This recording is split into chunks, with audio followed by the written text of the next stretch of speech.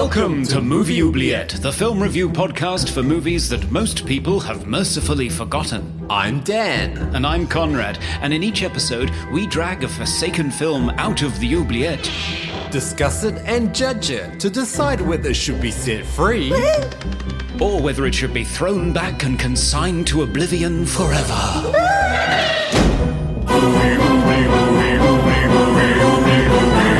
We review the films others tend to forget. Come with us and open up the movie oubliette. Rise and shine, folks. Welcome to episode 194 of Movie Oubliette, the hemisphere-hopping podcast for forgotten fantastical films with me, Conrad, scavenging food waste in Cambridge, UK. No, well, and me, Dan, getting buried alive with figs in Melbourne, Australia. It's fig season. It is. We focus on forgotten fantasy, sci-fi and horror films because we love strolling in toxic wastelands, upcycling projects that turn homicidal, and Christmas gifts that don't need batteries. Ooh. Mm.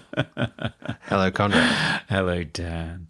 How are you doing? Buried under figs. Yeah, it's fig season. We have a fig tree. We have a lot of figs. I've been making lots of fig products, fig jam, fig chutney, 2 types of fig jam. So, yes, tomorrow we're going to have a cheese board with figs, fresh figs. Nice. I think I might make a salad at some point with figs. Amazing. So it's just all about the figs at the moment. It is. Yes. Yeah. And how about you?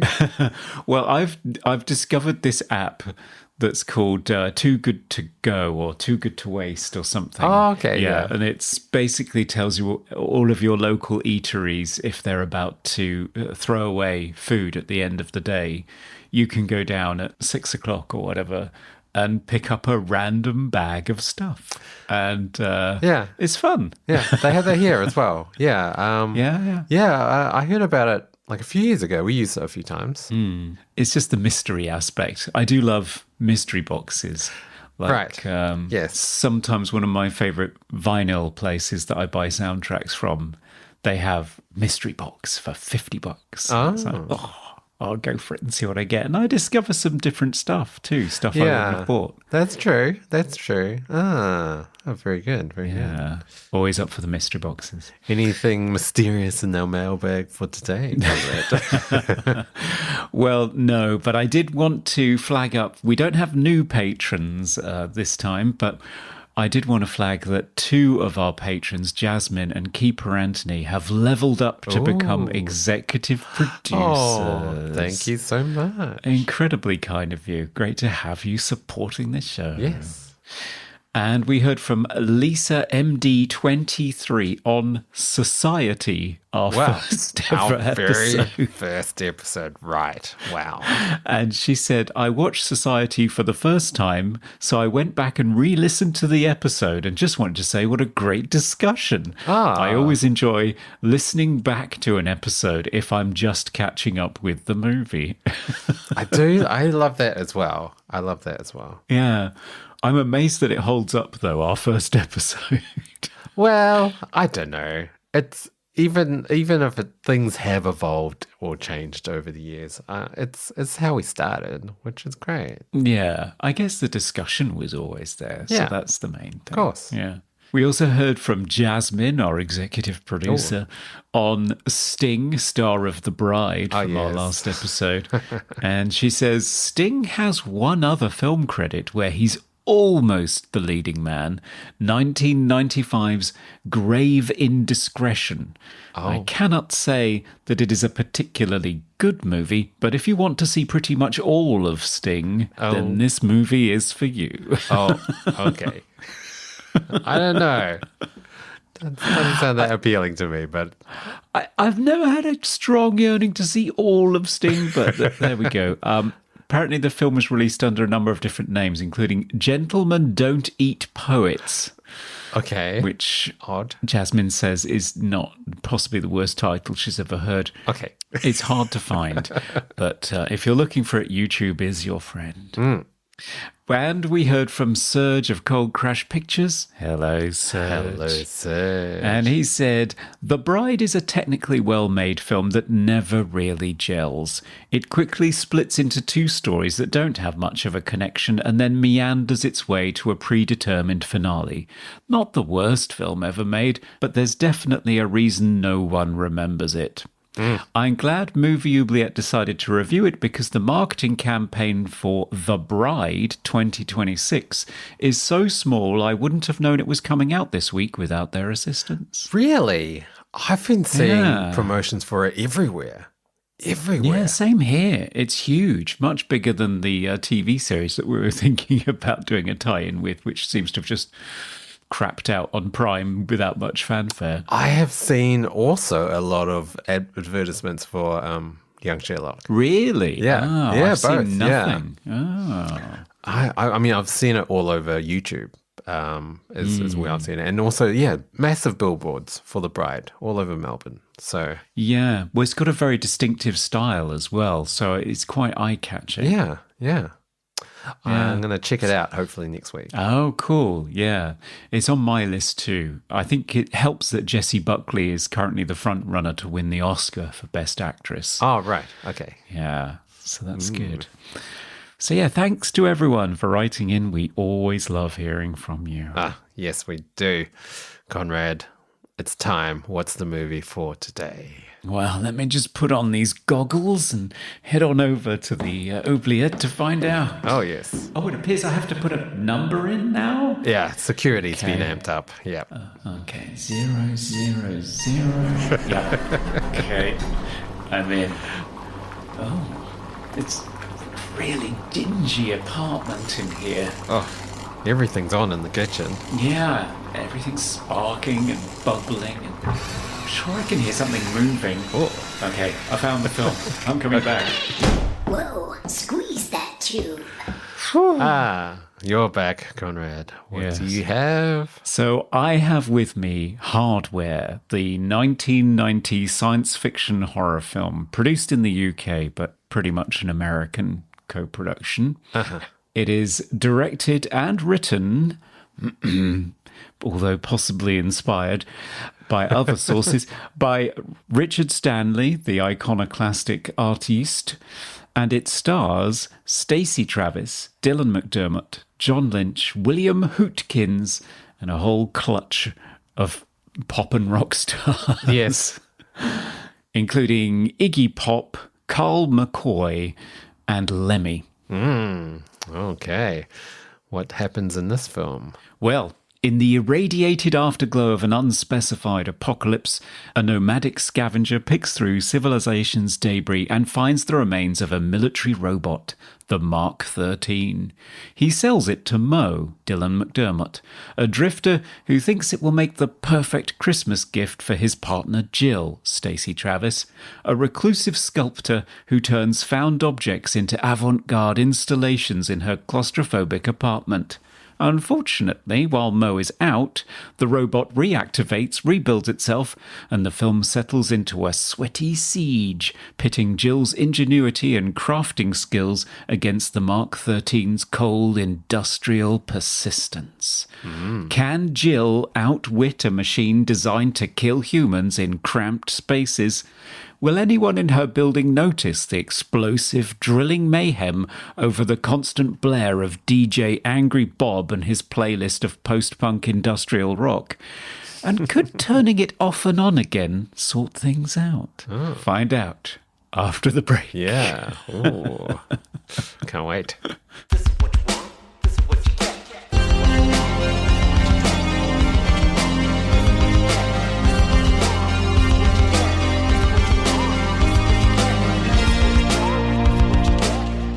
And we're back to talk about Hardware. Dan, you chose this film. I don't think you'd seen it, though.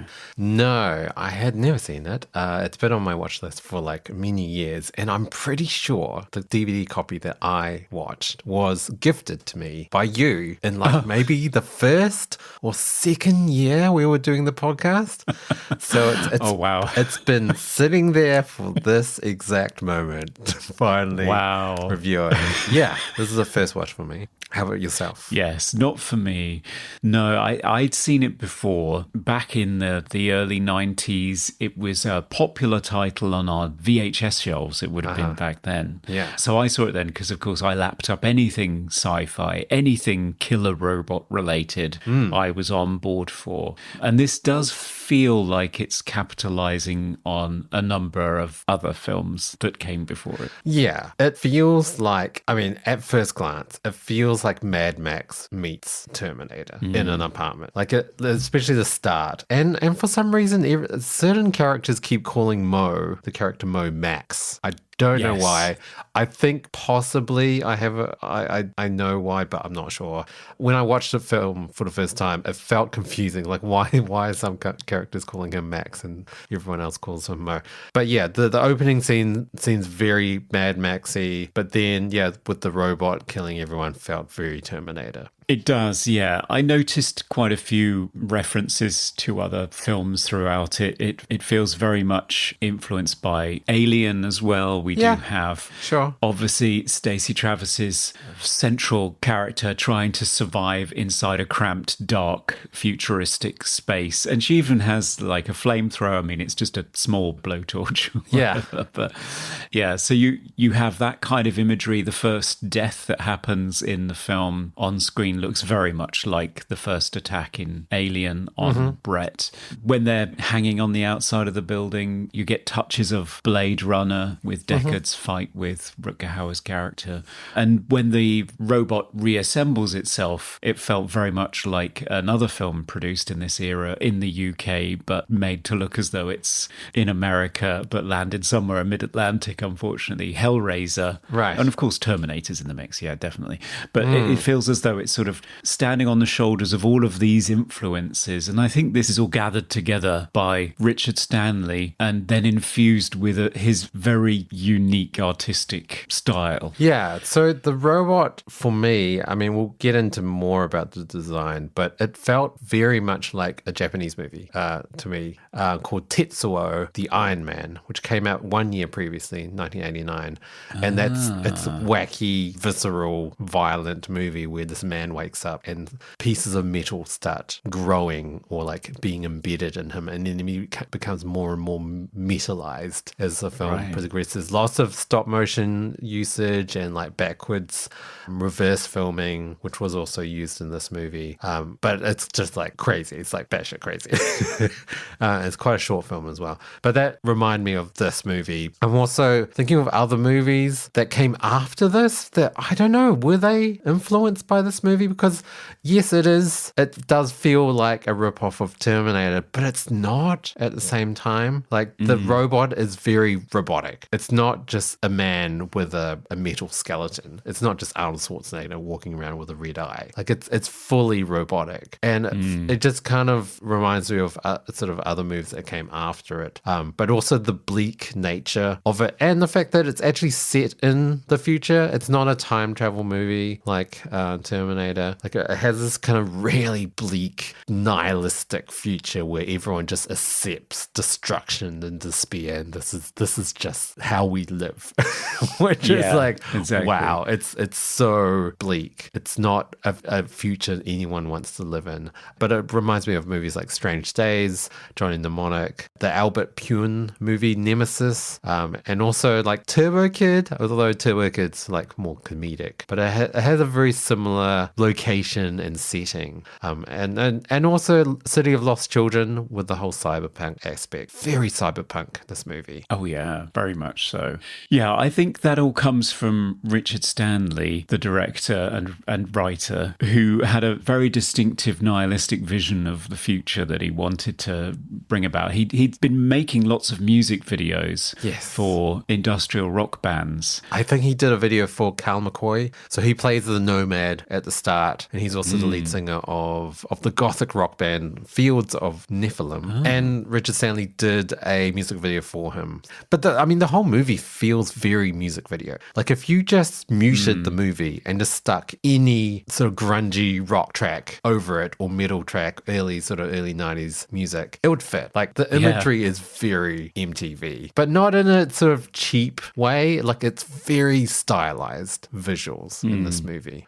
Yeah, it's dense as well. Some of that is born out of necessity. So, for example, their sets were quite limited. Obviously, there's two ways you can go about doing a science fiction film on a very, very low budget, which they only had about £960,000, I think. Yes. So, yeah, just over $1 million.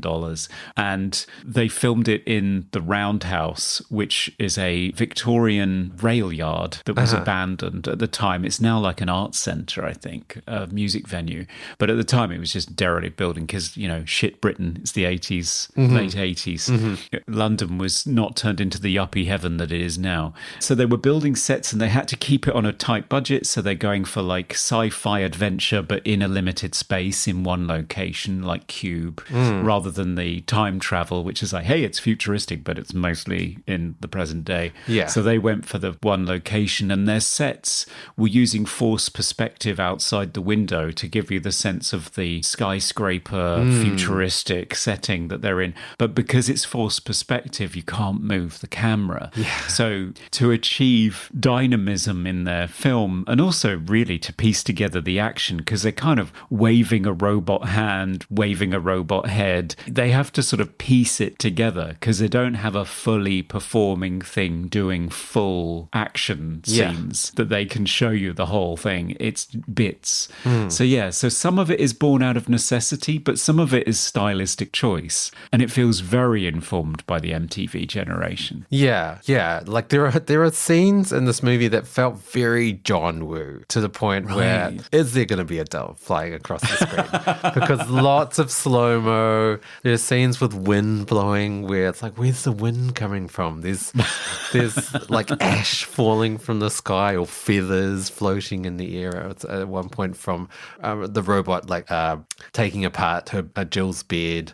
Like it's so stylistically visual for the sake of visual. The color, how he's lit all the scenes. I think he mentioned he uses lots of primary colors, lots of reds, lots of blues, and all the sort of point of view vision from the robot, and also the telescope that Lincoln, the creepy neighbor, uses. Lots of blue, lots of red, lots of green. So it's all this kind of block color, but it looks stunning. Like the lighting is, why is the red lighting? But it looks great. It looks so good. Like every scene. Yeah, so the cinematographer is Stephen Chivers, and by all accounts, he is using a color wheel for the movie. So it starts off in one color and then slowly shifts through various different phases to give you different moods until at the end of the movie, it's all white in her shower and you've emerged into the light after lots of darkness. And I think Richard Stanley had just sat in the Scala Theatre, famous theatre in London, that ended up producing this film through their motion picture distribution arm, Palace Pictures. He'd just watched all of the Bava and Argento slasher movies, horror movies. So that was the style he was going for. He was deliberately trying to move away from the blue Venetian blinds look of Blade Runner and Terminator and so on, and to go for something that was much more influenced by slasher movies. So it's a slasher movie set in the future. Yeah, I mean, it did feel like a slash movie. I mean, it starts out quite different to how it ends up. At the start, you've got this desert, barren wasteland. The nomad finds the head of this robot and takes it to the city. I guess it's the city. Apparently, it's just London. They just added a little bit of set dressing, but it's basically shitty 80s London, looking like a rubbish tip, which is quite astonishing. It looks great. And then, the robot ends up in the hands of Dylan McDermott's character, Mo, who then takes it to Jill. And you find out they've got this kind of on-again, off-again relationship, which is barely held together. And then the robot comes alive and it basically turns into a slasher movie. It's just a robot and Jill for like a huge chunk of the movie, which I was really surprised by because you think Dylan McDermott, Mo, is the main character, but he's not. He's not really the main character. And he doesn't really do a lot of good things as well. Like when he comes back, he's too late. I mean, they do blow away the robot out the window, but she's kind of done most of the heavy lifting, like in the kitchen with all the things that happen there. Yeah. So he's not that heroic. He's not that helpful. And we'll talk about what happens with him later on. But it's unexpected in terms of structure and characters for me. It feels very much as though he's building on a short film that he made when he was a teenager, which was called Incidents in an Expanding Universe, which is included on the Blu-ray in some sets. Yes, I did watch that. So you feel as though he's doing this world building of this nihilistic space, and he's been obsessed with this since a child. He used to have dreams about the nomad wandering through the desert and finding droid parts in the sand, and it's sort of recurring for him. Yeah. So that whole opening sequence with the nomad finding the robot, it's from Richard Stanley's dream that he's had since he was a kid. And all that opening with Mo and Shades talking, and then when they go to Jill's apartment and the sort of conversation between Jill, that's all from that short film that he made. Like almost like verbatim, like it's just filmed better and like with better sound and not on like Super 8 or whatever it was filmed on. Yeah. So all of that is completely original. And then the robot stuff, original in inverted quotes. But he's never, even on the commentary, he does not admit, oh, actually, I used this from this comic. Yes. So many people listening to this will know this already, but the big controversy surrounding Hardware is its source material. Richard Stanley says that he was trying to get a movie made, and the only thing he could think of was to try and insert, and he sort of dismissively describes it as like the most sort of cheap, exploitative, melodramatic thing you could think of, woman fighting a killer robot in her apartment. So he just shoved that into the middle of this world that he'd created and then pitched this script out there to see if anybody would bite, because he'd been struggling throwing scripts out and not getting anywhere. The trouble is, the thing that he dismissively talks about as just being the cheap rubbishy bit that he had to shove in his lovely screenplay is shockingly similar to a short comic called Shock that was written by Steve McManus and illustrated by Kevin O'Neill and had appeared in the 1981 Judge Dredd annual, a spin-off of the British weekly comic 2000 AD, which most people know from Judge Dredd. Just to give you the bullet point notes, in it, a scavenger finds the head of a destroyed military robot. He gives it to his artist girlfriend, who creates sculptures out of found objects. The robot reassembles itself, and it culminates in a violent cat and mouse struggle between the woman and the robot inside a confined domestic space. That's this movie.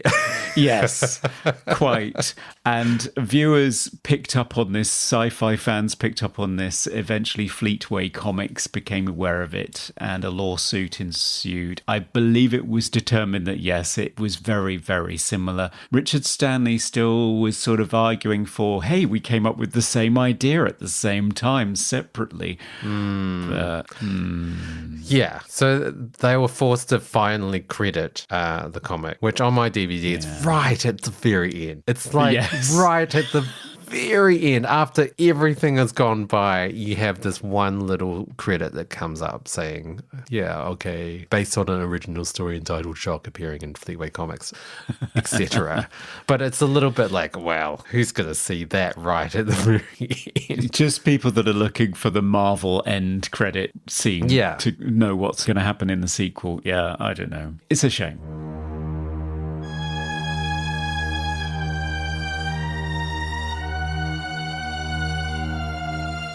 I think this movie is made with a lot of love. Like, there's a lot of passion involved. It's not just, hey, let's make a exploitation slasher movie with a robot. Like, there's a lot of thought gone into the set design, maximizing what they could get out of the set, because the set's only like they built the apartment and it's like one story up or something, and that's it. That's the set, and they use it like really well. Yeah, it's very inventively shot, lit. You really feel as though you are locked in this very oppressive, dark, frightening space with this robot for a large chunk of the movie, which I think is the most effective part of the movie, dramatically. I found that another surprise as well, because I thought, oh, we've got a robot attack scene. This is a great scene, but the scene never ends. It's the rest of the movie. It just keeps going and going. It's like, wow, this is amazing. It just keeps going. And yeah, it's unfortunate that he doesn't credit the comic, because to me, a lot of the movie feels like a comic book. That might be the sort of MTV stylization that they sort of implemented, but it felt very comic booky. And he complains about the forced background in one of the shots where there is some movement with the camera. I think it's either like dollying or zooming out, despite the fact that, yeah, okay, it makes the background look not so real. It looks so comic booky to me that it kind of works better because it looks kind of flat in the back. There's so much sort of contrast with this like broken glass on the side. It just looks, the silhouette and everything, it's amazing. All in red and black, the colors, it's an amazingly framed shot. I love it. Yeah, it is very striking. It's like all of the props and the robot creations and the special effects from Image Animation, of course, Bob Keane's company that had formed around the time of Hellraiser's production, and were doing incredible work. I think they'd just done Nightbreed, which we've done recently. All of it very inventive, all of it trying to make use of a very limited budget. And as a result of that, they're doing everything without any kind of compositing or process work. They're just doing old-fashioned tricks in camera, which as a result means that when you watch it in 4K 30 years later, it looks incredible. It really does. Like, even that shot where Jill's hanging outside the window, she's like been ripped out of her apartment by the robot, and she's hanging onto the line, looks really great. Like, it does, because it's not green screen. It's all like in camera. And it looks like there's a drop. It's like, wow, how'd they do this? Yeah, it's just like a 10 feet drop, and I think there are some LEDs on the end of chopsticks that people at the bottom are just moving around slowly to make it look like there's traffic on the road beneath. It's amazing. It's really good, because you don't have these dodgy, outlines or anything from like bad green screen or blue screen. It just looks really good. And the background as well.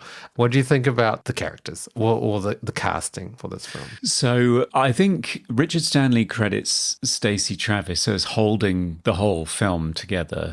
I'd looked at her filmography. That she hasn't done a huge amount. She's done a lot of TV. She's been in quite a few series, but it doesn't look as though her film career really took off. Richard Stanley fought for her. The Weinsteins, unfortunately, were involved. This is an early Miramax production. They didn't want her.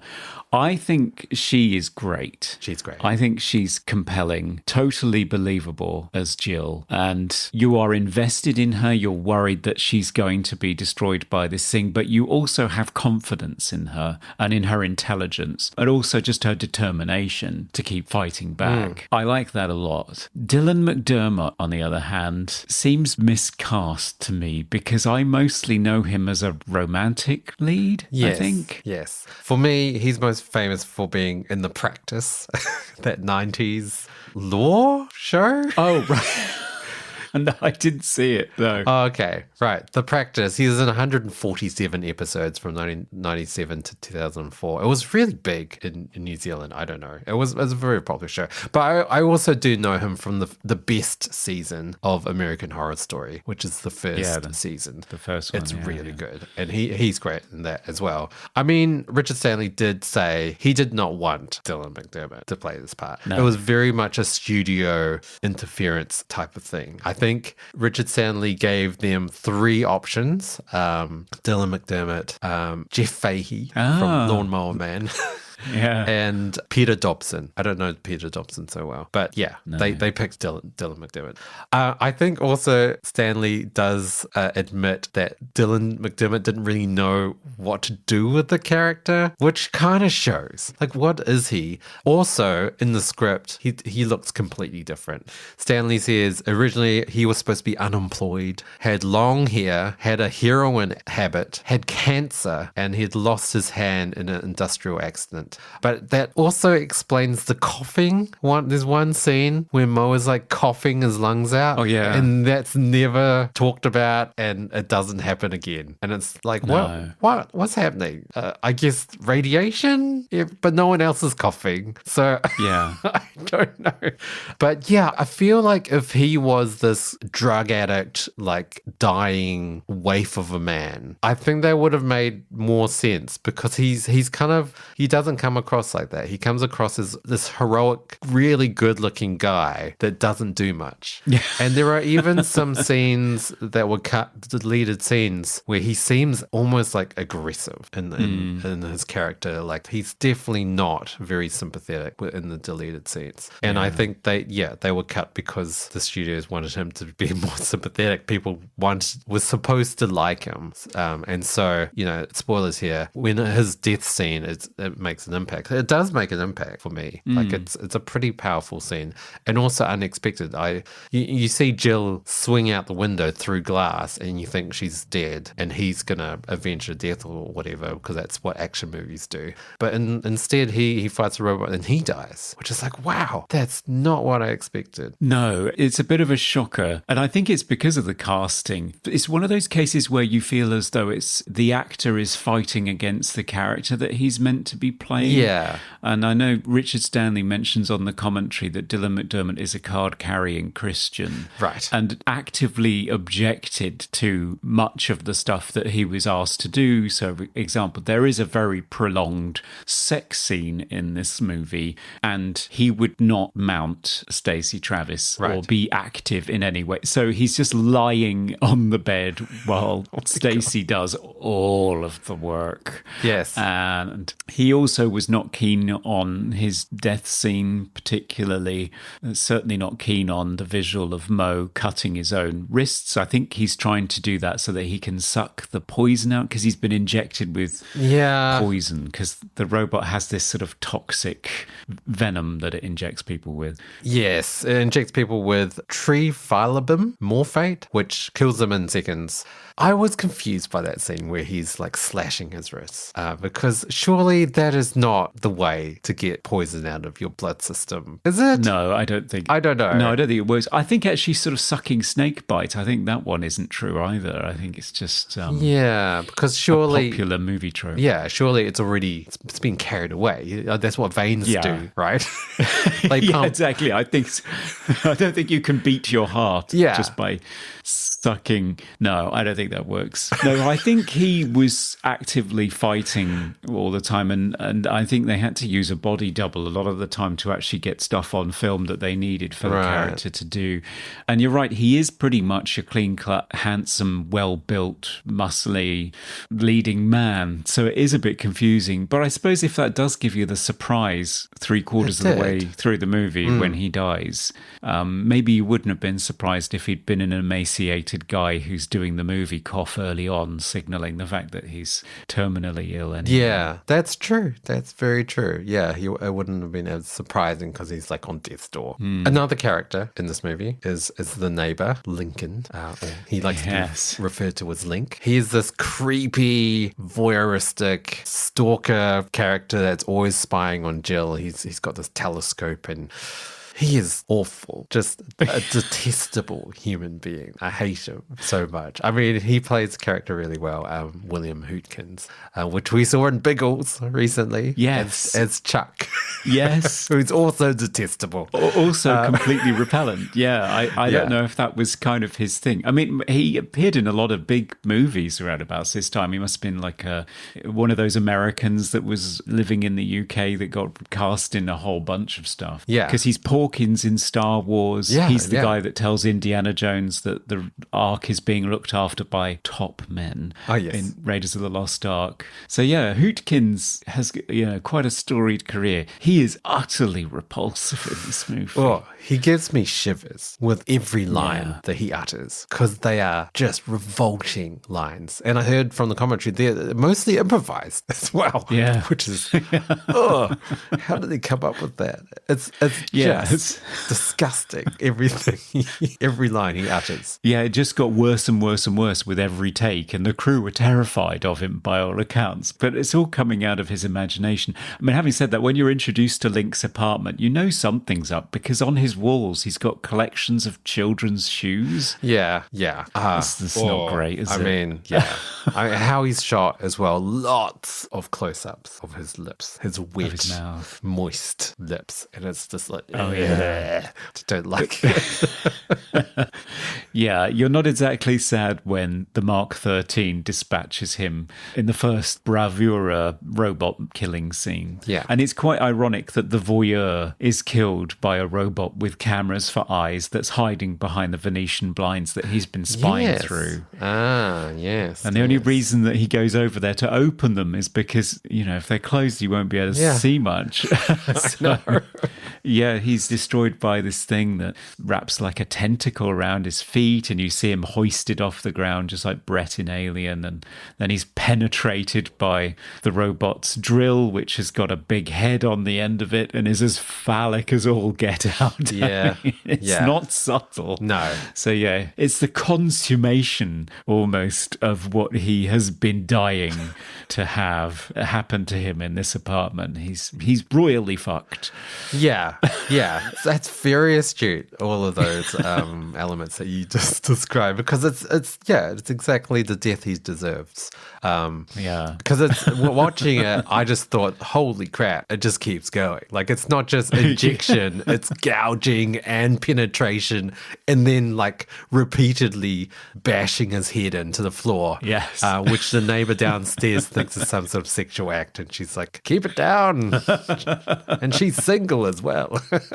Yes, which is hilarious, darkly comic, a nice little touch there. Yeah. And those sorts of touches where you get Richard Stanley's style, I think, coming through. It definitely elevates this above some sort of hack that grew up on the Terminator and wants to make a movie in Britain and just recycles everything and there's no style to it.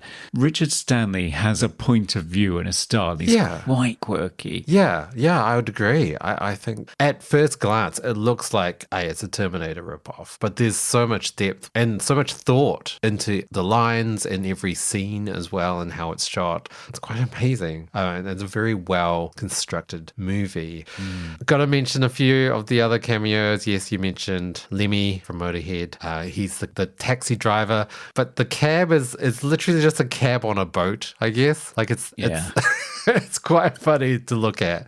And Iggy Pop is Angry Bob, the radio announcer. I love his voiceover for it though. He injects a lot of energy and like quirkiness to the voiceover, despite announcing like a lot of doom and gloom. Like it's not a great day to wake up at this future. No, as he says, there is no fucking good news. Yes. But he delivers it with such panache and verve all the way through, just like a drive time DJ. Yeah. So, hey, how's it going? The world's falling apart. It's great. Yeah, it's a lovely parody. It infuses the film with a real style. Yeah, and it's kind of clever as well, because you've got him as a radio announcer just telling us what's happening in the future, and then you've got sort of news, there's like TV footage and talking about what's going on with the world without showing it, without having to spend millions and millions of dollars just showing some scene where it's like, oh, here's the apocalypse. It's very clever. Like it's utilizing a budget. You walk away from the movie feeling as though you've been imbued in this dystopian future, but actually you haven't seen an awful lot of it. It's very frugally achieved, but very creatively done, I thought. Yeah. So even the opening scene with the desert, they just went to Morocco with like a skeleton crew and just filmed it. And even that last scene, like I actually thought it was a matte painting. It's like, wow, wow, great matte painting, but it's real. Yeah. It's just like Morocco after a massive storm or something. Yes. It looks incredible. Yeah, it does. It's quite lucky. They just took their chance while they were there. Yeah. Okay, we've talked about the robot. What do you think about the robot design? The robot design, again, I think it comes from Richard Stanley. I think some other people contributed to it. I know that Graham Humphreys, who's famous for doing the poster art for A Nightmare on Elm Street and Evil Dead, he did the storyboards and visualized what the robot might look like. Mm-hmm. You don't really get a clear view of it. It's supposed to be this sort of six-leggedy beastie, but you never really get a clear view of it. It's just sort of an arm here, a leg here, a head here. Yeah, it's also continuously upgrading itself or fixing itself as well. So it's evolving throughout the film. I think it works. There's a lot of close-ups, not a lot of wide shots. There's, I think, maybe 2 or 3 shots where you see its full body. So obviously just trying to hide the fact that they didn't actually have a robot. It's just like a head on a stick for most of it, or an arm with an actual person's hand inside a glove or whatever. Yeah. So yeah, it kind of does show the budget a little bit. At times it felt very like Short Circuit, where you could just like push it over with your finger. Like it didn't look that imposing in some scenes. No. Especially with Jill just hitting it with a baseball bat or something. It's like, what are you doing, Jill? Like, that's not going to work. And also, I always get confused when people use guns on robots. I don't think that that's ever going to work. Like, they don't have the same makeup as a human. You can't just shoot its heart and the robot's dead. Like, also, it's metal. So I always get a bit confused when people are using guns on robots. But yeah, that's just me. Well, you can knock chunks off of it. And I think the ending of the movie, which has been tampered with in post-production, so spoilers, Mark 13 is brought down by the fact that he is not very good with water, and Jill is battling him in the shower, and she turns the water on and it fries his brain, and that puts him in a position where they can beat him. And the reason why that happens is because a chunk of his head's been blown off by one of the other characters. But on the soundtrack, you keep being told over and over again that it's got some sort of fatal flaw, some insulation problem that resulted in it being dumped in the desert and discarded because it wasn't good enough and had this design flaw. And that comes through in the dialogue after Mose died. He sort of passes this on to Jill. I think the robot even says it to her at one point. She hears it through the robot's thoughts when she taps into it. Yes. And so she deliberately, in this reading of the film, turns the water on and is sort of triumphantly talking about her victory and so on. But I think that's all been imposed in post-production. It wasn't meant to be there. Yeah, no, it's not supposed to be there. Like, I think the death of the robot was supposed to be accidental. Yeah. Like, she turns on the tap accidentally when she tries to get off the floor of the shower. And the tap turns on by accident, and then they see what happens. Like, it was a bit confusing because you've got the voiceover saying one thing, but you're looking at her and she does not look like she's actively trying to lure him into the shower to turn the water on. Like, it looks like she's just been backed into a corner. Yeah. Yeah. Yeah, she just looks terrified. Yeah, I mean, she gets thrown through the glass of the shower as well. Like, I don't think she wanted to do that. No, I don't think. That's the second window she's gone through. It's not great, is it? No. The Weinsteins are trying to turn it into a Hollywood narrative. Yes. And in particular, they're trying to draw out this Ellen Ripley, Sarah Connor type central female figure that was so popular in these dystopian sci-fi thrillers. And so they're trying to retrospectively apply that onto it, which is interesting because the film has been the subject of a lot of feminist readings and celebrated for having its survivor central character who has agency, who isn't a damsel in distress. But of course, if that wasn't Richard Stanley's intent at all, does that undermine this character? Yeah, but I feel like she is a strong character, even if she accidentally does kill the robot. I don't think that means she's not a strong character. Like, no. When Shades jumps through the door that's opening and closing quickly and kind of saves the day, but he's kind of useless. Like, he is high as a kite. He is like in another world trying to hold it together. Like, he is not that helpful. No, he's an author insert character, isn't he? I feel like, because I think Richard Stanley is drawing on his own experiences, he says, of, you think you've got a quiet evening, so you drop some acid, and then inevitably some sort of emergency kicks off and you have to participate in it. Yeah. And it's not great. It's not fun because you're off your face.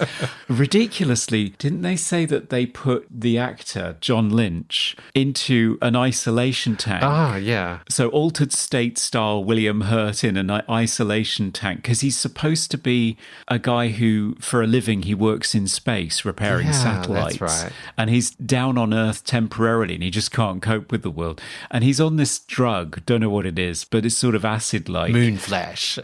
Moonflash, that's it. They couldn't say LSD. They had to invent a drug. Not. Yeah. Of course. But he's just like spaced out and put in this situation where shit's exploding everywhere. So to achieve that effect, they put John Lynch in an isolation tank for an hour before shooting and then brought him on set and set fire to shit. He's just like, wow, can't cope, which is amazing. Yeah. I mean, I think that's great method acting. Yeah. I can't imagine it was fun, but no. I mean, I do love Shades. He's kind of one of my favourite things in the film. He's great. He is really great. He's really great. The Link character ties in with the theme of voyeurism, as you mentioned. I mean, he's basically just a pervert peering at her all the time. Yes. So it talks to another feminist reading of the film, the male gaze and voyeurism and masculine forces invading a feminine domestic space. So the robot itself is like designed by the military, very masculine, very male. It's got a very big dick on it.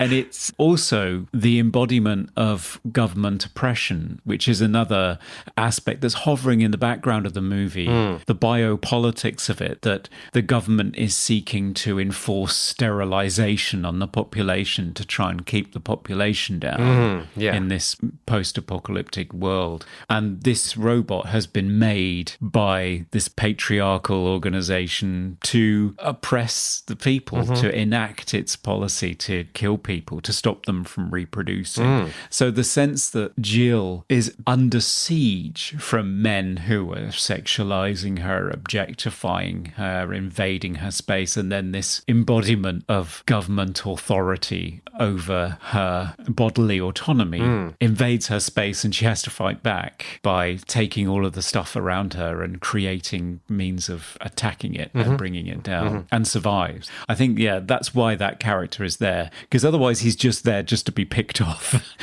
by the robot in the first attack scene. But I think it's tying into those themes.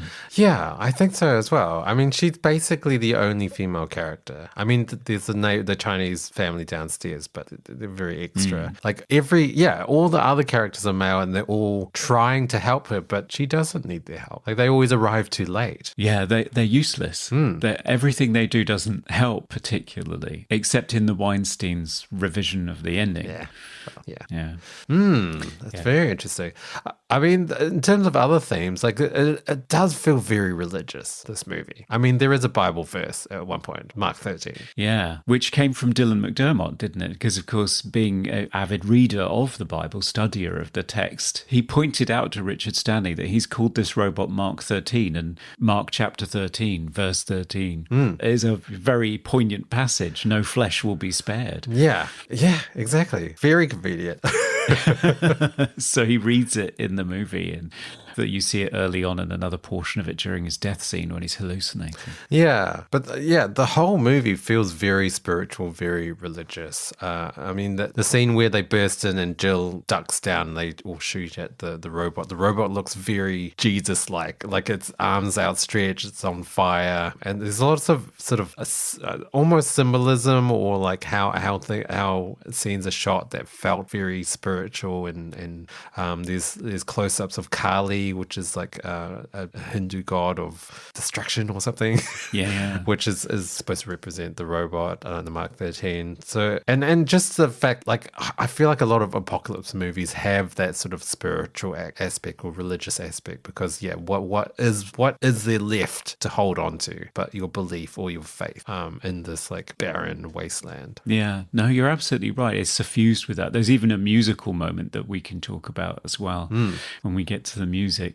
It's interesting about the crucifixion imagery because you're right, it's there. And it's fascinating because in the droid's case, of course, he is resurrected first and crucified later. So it's sort of an inversion of the Jesus story. For this mechanized interloper into Jill's world. Yes. Talking about the kind of climactic scene in the shower, Richard Stanley does mention, or I think he accuses M. Night Shyamalan of copying that scene in his movie Signs because... Yeah, that was interesting. Yeah, I mean, I have to go back to watch the final scene or whatever in Signs to compare, but he's like accusing Shyamalan of like, hey, he copied me. He's got a baseball bat. The water is what kills the alien as well. It's like, oh, wow. yeah, taking the piss out of Joaquin Phoenix because he obviously had a breakaway bat for this climax of Signs. Yeah. Whereas Stacey Travis wailing on this robot, she broke the bat by accident. Yeah, she broke it with brute force and tenacity. Yeah. For real. It's a real bat. Yeah. It's not a breakaway. Yeah. She just unleashed all of her pent-up frustration on this thing and blew the bat in half. Yeah, and of course his point is that the aliens in Signs having this weakness of water is just bloody ridiculous. Yeah. And it makes perfect sense in hardware. Yeah, and he thinks that it's shot for shot. It's a rip-off. I have to go back and compare that. Yeah, it's intriguing. Now it's time for Random Trivia. So, Dan, what fascinating piece of trivia did you find in the irradiated Forbidden Zone today? Well, I'm sure you already know from the commentary, but Lemmy was not the original musician thought of to cameo in this movie. It was supposed to be Sinead O'Connor. Wow. She was supposed to be the taxi driver, but backed out last minute because of prior arrangements. But apparently... Lemmy did the role for just a bottle of Jack Daniels. That's all he wanted. But the producer, Paul Tribert, does mention that it was probably quite a few bottles of Jack Daniels.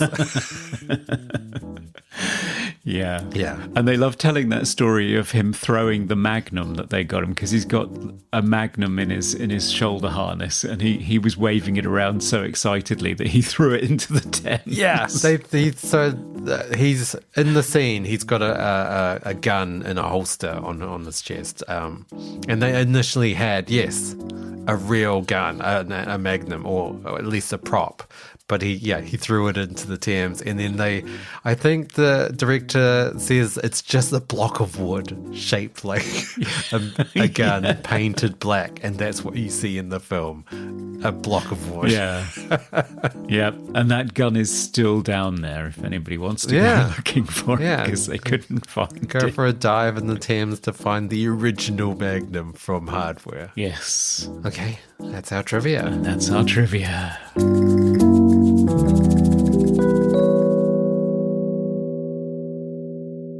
All right, let's talk about the music. Yes, the music by Simon Boswell, who was a frequent collaborator at the time with Argento, which is why Richard Stanley wanted him on this movie. Because again, he's trying to bring in that influence from Italian horror. So it's largely synthesized, but with guitar as well. I love the score. It's very gritty, it's very grungy, but still kind of weird with the synths. I mean, the soundtrack does include a lot of other music. I did notice when Iggy Pop is first, speaking, he goes to play like a golden oldie, and it's an Iggy Pop song. And when Lemmy is on screen, the radio is blaring Motorhead, which is one of his songs. Again, it's quite funny. But yeah, there's a Ministry song at one point, Stigmata, which I thought initially is this Nine Inch Nails? But it's not. It's Ministry. The whole soundtrack sounds very grungy and very 90s to me, even though they filmed it in 1989. And the score as well. There is some orchestra. Is there an orchestra at some point? There's like kind of brass at one point, especially in the first attack scene with the robot. I think it's samples if there are brass. I think the only orchestral scene that you get in the movie is the Stabat Mater. Is Stabat Mater, from Rossini, which was a recording which I think Simon Boswell has rearranged, but it's from an existing recording featuring Pavarotti, Yes. who apparently gave his approval for nothing for this to be in the movie. Okay. Because he was a fan or just wanted to support a young artist, which is kudos to Pavarotti. What a great guy. But yeah, that's Stabat Mater being a traditional hymn to Mary about her grief watching Jesus go through the crucifixion. And that's what you're hearing on the soundtrack as Mo is hallucinating and dying. Right. Yeah. Interesting. Yeah. A lot of the score is very jarring. Like a lot of like stings. A few jump scares that got me actually. When Jill gets grabbed out the window.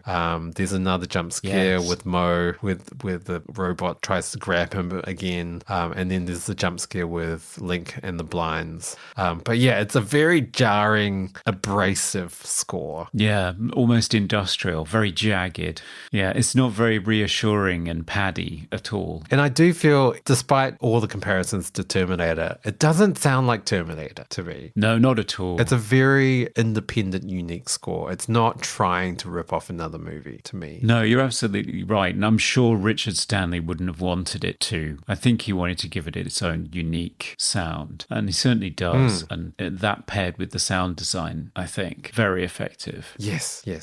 And there was supposed to be a sequel. There was. He's written it by all accounts, but unfortunately, so the film wasn't a huge success. Miramax spent about $4 million on the marketing and it grossed about $5.7 million in the US.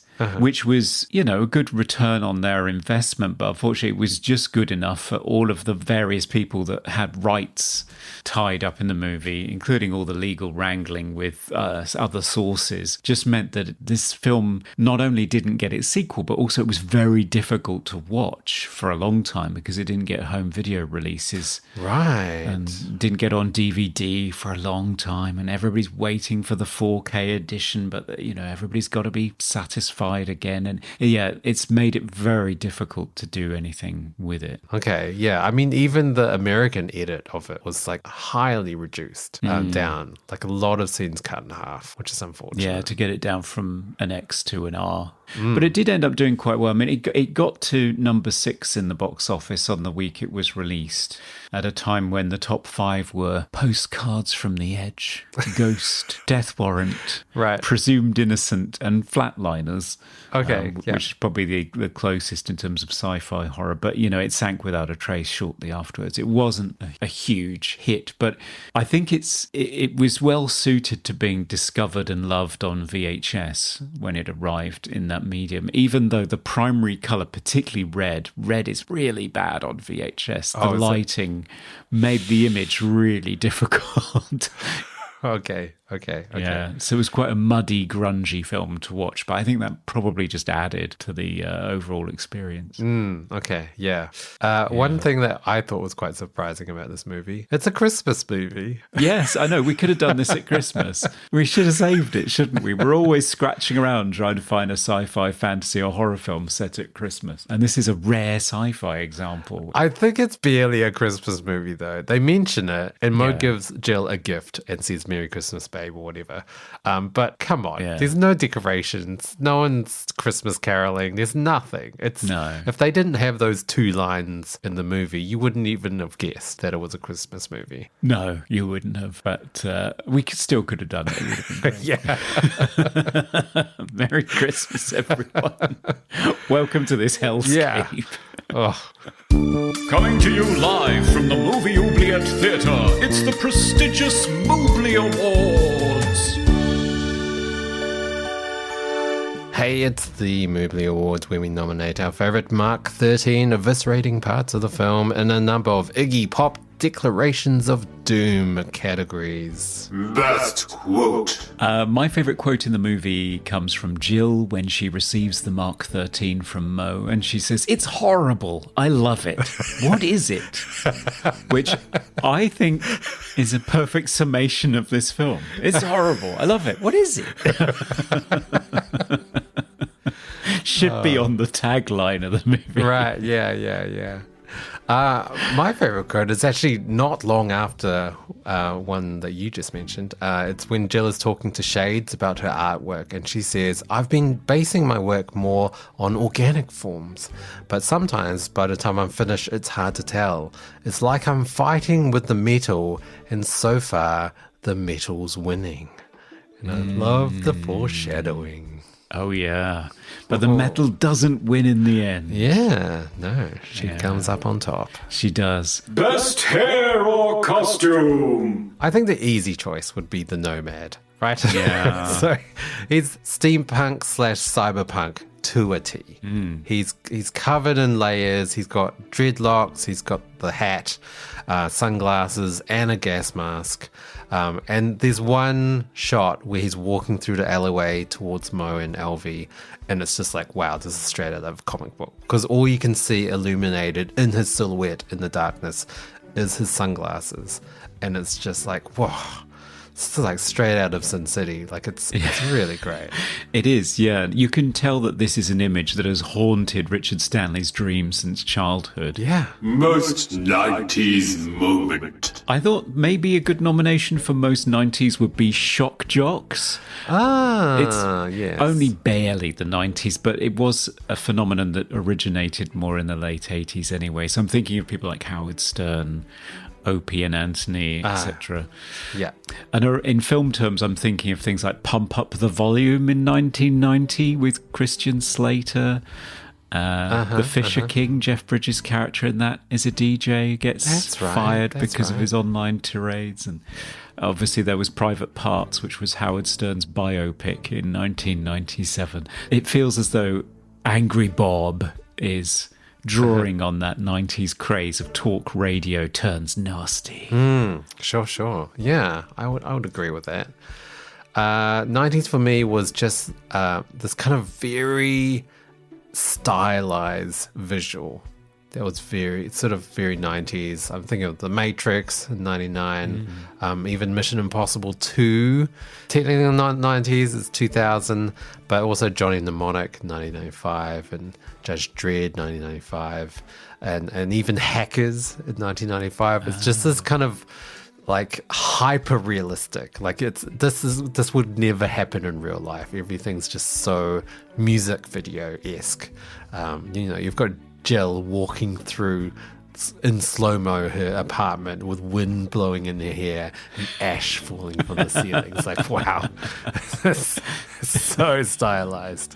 Yeah, it is the MTV aesthetic as well, as you mentioned. I think it is, yeah. That whole visual style, that language had imbued the culture, popular culture, and you couldn't really escape it. Yeah. Favorite scene? I love the kitchen scene. It's a little cliche, but it works for me. So Jill works out that the robot uses infrared to see her. So she goes into the fridge and hides in the fridge because it's cold. And you've got a scene that does feel very alien-esque, especially with the robot arm going towards her eye. Feels very alien. And then I think the gas somehow ends up leaking, and then she throws her pack of government-issued marijuana cigarettes on fire, and then the whole robot blows up. But the whole scene is just gripping. Yeah. It's great. Major Good Vibes is the label of the government-sponsored marijuana. Yeah. Marvelous. Yeah, no, it's a great cat and mouse scene. It's good fun. For me, it was probably Mo's death scene. Right. It's something about that 4-minute hallucinatory scene really stands out to me as he succumbs to the Mark 13's, what is it, trifilibim morphate, which is it's fatal toxin that the person that's succumbing to it actually enjoys. So its victims are sent off into the dark night on a high, which is really peculiar. It's an really odd sequence. You've got scenes where it looks like the robot's DJing with like a strobe light behind it. It's behind a deck, like spinning some great discs. Yeah. All of a sudden, these overlay of complex fractals of the Mandelbrot set, this mathematical fractal equation. Yeah, that's right. Yes, that was there is. really difficult to generate, apparently, but Richard Stanley wanted it in the movie, which is, I don't know, representation of his mind, maybe, the complexity of his mind. Okay. All set to Rossini's Stab at Martyr, as I said, which is a hymn to Mary's suffering during the crucifixion. Yeah, it's like, I'm not expecting this in my nihilistic, futuristic robot killer movie. Yeah. Most cliche moment. I thought for cliche, I would go for RoboVision. And the reason that it stuck out to me is I've just rewatched Arrow Video in the UK, just released a 4K edition of Westworld from 1973. Precursor to Terminator in terms of killer robot, with Yul Brynner as a gunslinger robot that kills people. And that had painstakingly, at the time, created thermovision, RoboVision for the robot character, which was almost impossible to do in 1973, but they did it with a mainframe computer. Wow.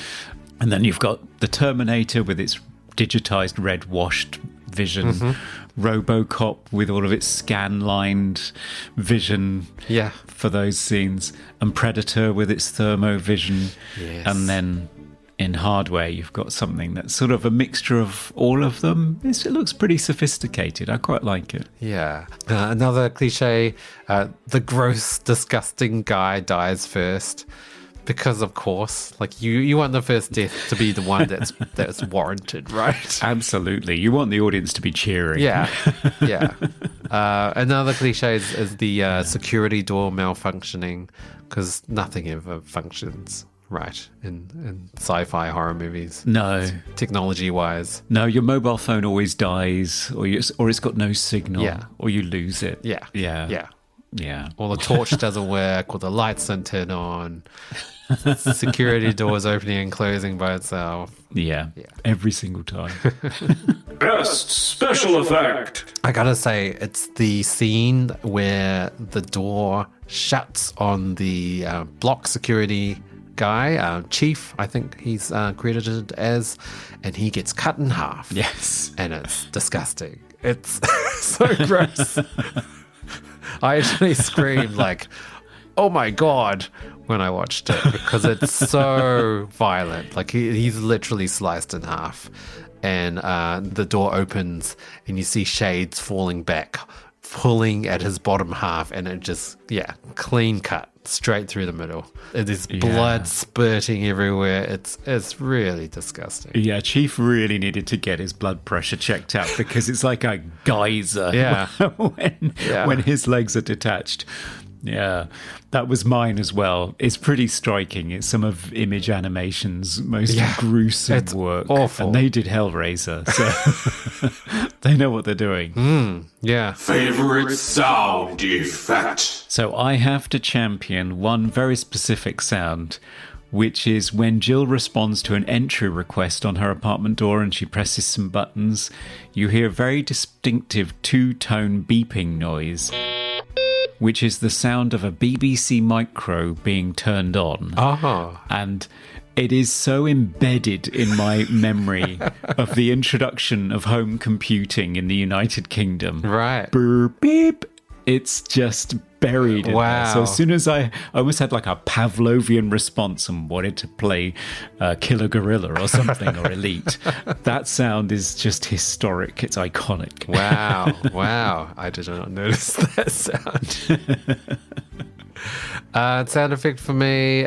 So when Jill gets thrown through the shower door, the glass, so she's lying on a bed of broken glass, shattered glass, and she moves her bare feet around, and it just is like really scrapey glass sound that just gives me shivers. It's really ugh. And she's got bare feet. Oh yeah, I don't like it. No, that's not good.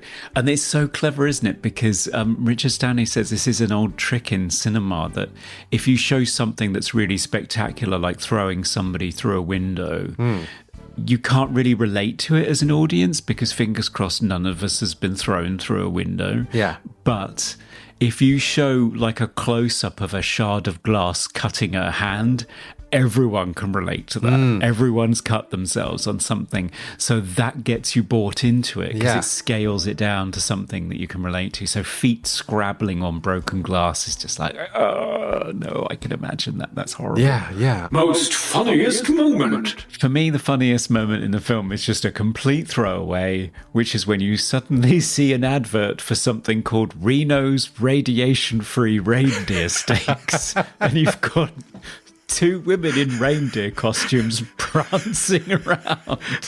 It's like, what am I watching? This is insane.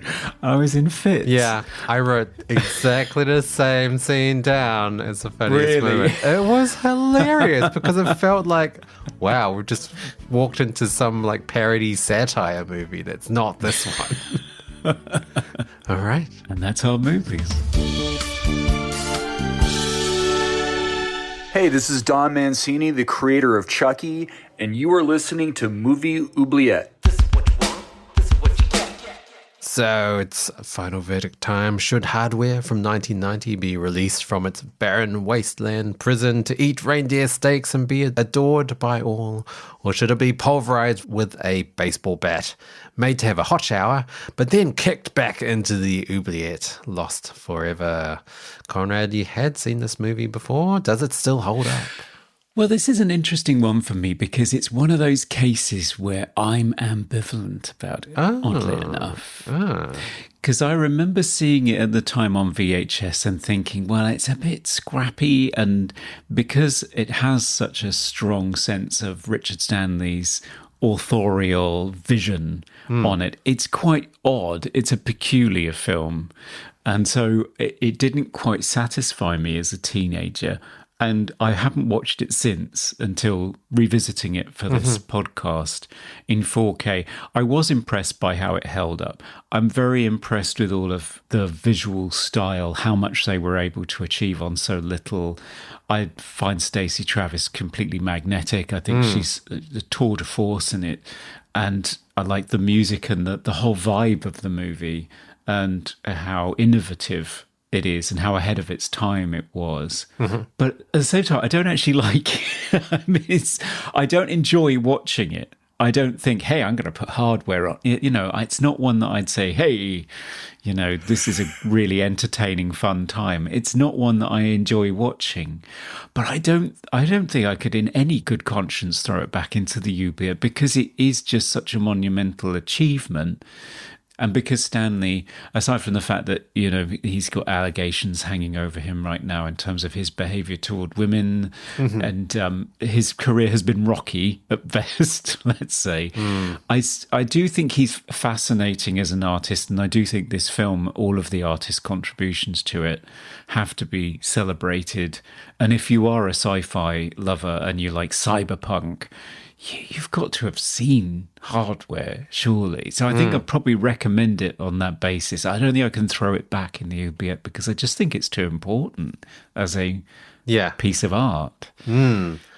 I think there are moments where the budget shows and how you described it. It's a bit scrappy. It's a bit rough around the edges in parts, but I loved it. Right. This is a movie... Even on kind of a second watch to write notes for the podcast, I enjoyed it even more than my first watch. Okay. And I mean, at first glance, it does feel like, this is just a rip-off movie, but it's not. It feels like a movie made with passion. It feels like everything was very much thought out. All the characters are either lovable or repulsive on purpose.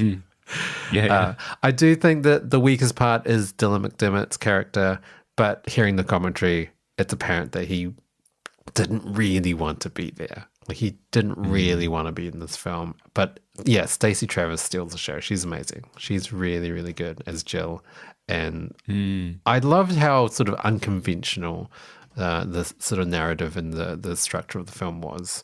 Like, it takes like a good 30 to 40 minutes to even get to the action. It's like a really slow build, and then it's just full-on action for the rest of the movie. It's amazing. I really loved it. I can't believe it's taken me this long to finally watch Hardware, but I'm glad I did. It's a stellar movie in my books. Like, I love kind of rough around the edges movies. Repeat watches definitely are in store for me. Ah, brilliant. Oh, so it's another one that you have discovered through the podcast, which is great. Oh, yeah. Okay, well, so that is 2 thumbs up from us, but we better find out what our patrons think. Hello, Gary. I'm listening against my better judgment. Patrons vote, please. Now playing Hammer's Smote at maximum volume. No, patrons vote. Gee, good grief. They set it free. Try not to encourage them. Of course they did. I mean, what monster would throw this back in? Come on. Yes, it would be an odd decision, although it didn't have a clean sheet across the board. It still has its detractors. Chazilla said, what the fuck? Not sure how to classify this one. A character study or a one-act play? Either way, it's dreck. Voting against this one. Hardware should come with a seizure warning. Really wish I hadn't wasted $54 on the 4K and 2 hours of my life. It was cool to see Lemmy for 12 seconds.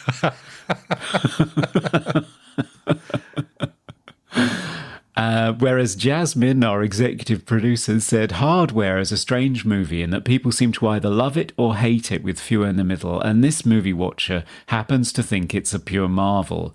Even 30 years after I first saw it, Hardware has the exact same effect on me whenever I revisit it, something I don't do enough, and thank you to the patrons that voted for it and gave me the excuse to rewatch my old VHS copy. Oh, wow. Yeah, I'm surprised, Jasmine. Yeah, no, I'm really pleased. Matt Swafford said, Hardware's one of those films that really sticks in your brain. It's dirty, violent and horrifying and rolls around in that for the entire runtime. The performances are mostly very solid and William Hootkins puts on quite a show as the creepazoid neighbour. This one earns an oubliette pardon from me because it's an unwavering and unapologetic film that does what it sets out to do. Yes, agreed. And finally, Boss Salvage. I run a monthly industrial club night where I also put on movies at the bar. And it won't blow your mind to know Hardware makes an appearance every year or two. So I guess I'm a fan, or at least a curator of the film's place in the subculture and cinema history. Right. Yeah. Not surprising because you said that you could play this movie in a club or in a bar. It would be perfect visual for music. Yeah, so it would be. It works. Yeah. So, we are reassembling this thing and setting it free. Off you go. Oh, goodbye. Make sure you wear your shades. Another one free from the oubliette, Dan. Yes. So, what's in store for our next episode? Well, it's going to be a patron's choice. So let's wheel out that oubliette roulette. Okay, I'll go grab it. Oh, so heavy these days. Okay. Yeah, so let's have a look at the wheel. So they've been putting some interesting films on there all week. We've got Tourist Trap from 1979, Space Truckers from 1996, The Keep, that's on there again. Would love to do that. The Beast Within, Warriors of Virtue, which apparently has kangaroos in it. Cure, Heavy Metal. Yeah, there's some great stuff on it. Okay. Let's give it a spin. Yep, here we go. There it goes. Round and round and round. Slowing down. What is it? It's the 1997 Japanese psychological horror film, Cure. Oh, this has actually been on my watch list for a while as well. Yeah, another 90s movie, but from Japan this time. So this is directed by Kiyoshi Kurosawa, starring, oh my goodness, I'm going to screw all these up, Koji Yakusho, Tsuyoshi Ujiki, Anna Nakagawa and Masato Hagiwara. Oh, okay. I know nothing about this movie, so I'm looking forward to it. Yeah, I don't know anything either, but it has been one that's been recommended to me many times. Well, thanks for nominating it, Keeper Anthony, and that Yes. will be our next episode. Ooh, great. So, listeners, if you do want to keep up with all our episodes in the future, you can follow us on all platforms as Movie Oubliette, and you can email us directly at movie.oubliette@gmail.com. And if you want to support the show, head on over to Patreon, where you can get extra segments from the show, bonus minisodes every month, or you can be an executive producer like, and I've got to take a deeper breath on this now, Chazilla, Isaac Sutton, Dr. Doggy Surge, iconographer, Ryan A. Potter, Nick Hardy, Luke R., Keeper Anthony, and Jasmine. Oh, thank you all for the support. And the easiest way to support us as well is by giving us a rating and review anywhere you are listening to us. Yes, indeed. All right, Conrad, that's it for this episode. Until next time, everyone, goodbye. Yep, go and get some reindeer steaks. We review the films others tend to forget. Come with us and open up the movie Oubliette. This is Angry Bob, the man with the industrial dick.